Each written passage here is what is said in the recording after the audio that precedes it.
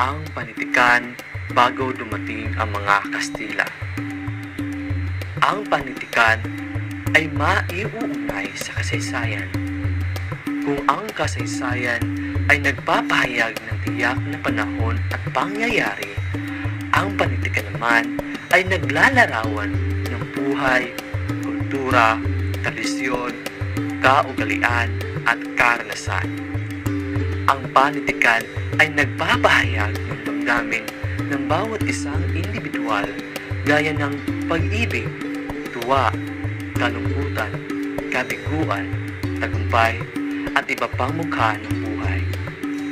Ang panitikan ay sinasabing salamin ng buhay, pagkat mula sa panitikan ay napapaksa at nalalaman natin ang mga bagay-bagay na ating pinagmulan. Bago pa man nga dumating ang mga Kastila sa Pilipinas, mayroon na tayong sariling sining at panitikan na siyang nagpapatunay lamang na mayroon na sibilisasyon ang Pilipinas bago pa man dumating ang mga Kastila. Karamihan sa mga panitikan nila ay mga pasalindila gaya ng mga alamat, bulong, kwentong bayan, awiting bayan, epiko, bugtong, salawikain, sawikain at kasabihan. Ang ating mga ninuno ay gumamit ng kawayan, talukap ng niyog, dahon at balat ng punong kahoy bilang kanilang sulatan.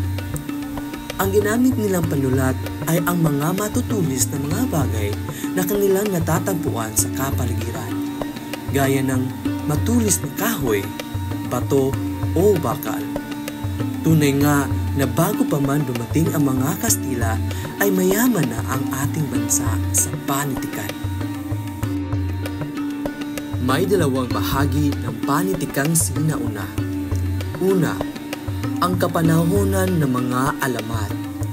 Ito ay nagsimula sa kauna-unahang panahon ng ating lahi na naabot ng mga mananaliksik at natapos pagkatapos ang ikalawang pandarayuhan ng mga Malay noong 1300.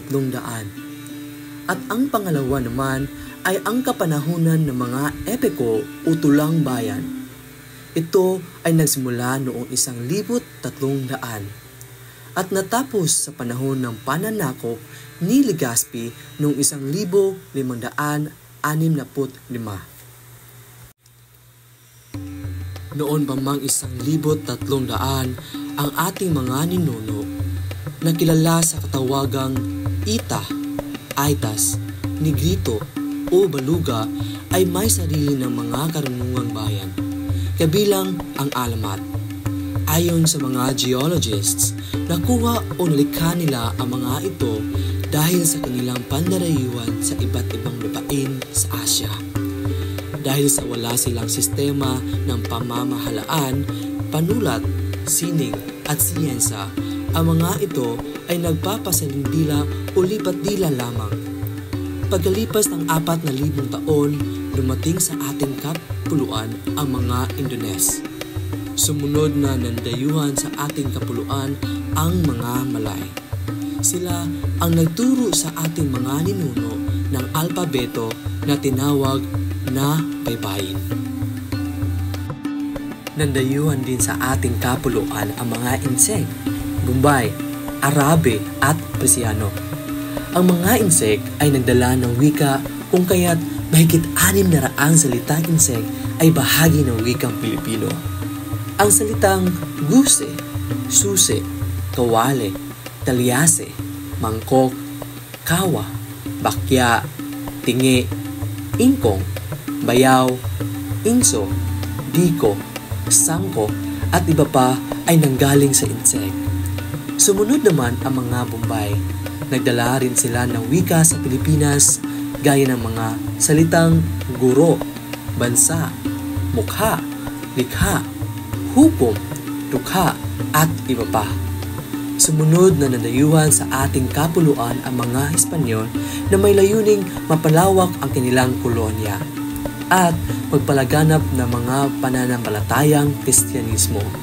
Ipinasunog ng mga prailing Espanyol ang mga naisulat na panitikan ng ating mga ninuno. Ang iba'y ipinaanon sa ilog sapagkat ayon sa kanila ang mga iyon raw ay gawa ng demonyo. Ngunit ang mga alamat at iba pang panitikang nagpasalin lamang sa bibig ng mga taong bayan ay hindi nila nasira. Tunay nga, napakaganda ng panitikan noong unang panahon bago dumating ang mga Kastila. Ang panitikan ng mga sinaunang Pilipino ay puno ng kahulugan at damdamin. Naglalarawan ng kanilang kultura, tradisyon at mga pangarap. Ang mga epikong tulad ng Biag ni Lamang at Tudhod ng mga Ifugao ay nagpapakita ng kahusayan sa pagtatala ng mga mahahalagang kwento at pagkikipagsapalaran ng mga bayani. Hindi lang ito simpleng paglalarawan ng karanasan, kundi pag-usbong ng identidad ng bawat tribo at komunidad. Ang kasaysayan, reliyon at aral ng mga ninuno ay nakaukit sa bawat salita ng kanilang panitikan.